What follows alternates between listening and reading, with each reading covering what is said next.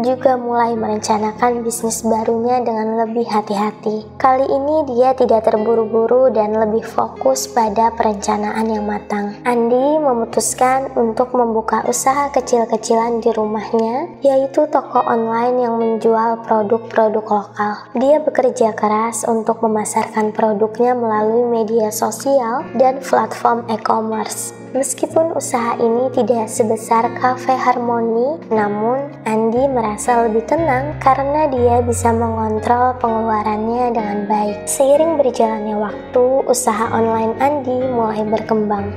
Dia bahkan berhasil melunasi utangnya dan mulai merasa lebih stabil secara finansial. Keberhasilan kecil ini memberikan Andi semangat baru dan rasa percaya diri yang tinggi. Andi juga merasa bangga karena bisa bangkit dari kegagalannya. Pada akhirnya, Andi menyadari bahwa kebahagiaan sejati tidak hanya diukur dari kesuksesan finansial. Dia belajar untuk menghargai proses dan menikmati setiap langkah dalam perjalanannya. Andi merasa bersyukur karena kegagalan telah memberinya pelajaran berharga yang tidak akan pernah dia lupakan. Dengan bisnis online yang terus berkembang dan dukungan dari keluarga serta teman-temannya, Andi merasa lebih bahagia dan puas dengan hidupnya. Ia tidak lagi takut menghadapi tantangan karena ia tahu bahwa setiap kegagalan adalah kesempatan untuk belajar dan tumbuh menjadi lebih baik. Nah,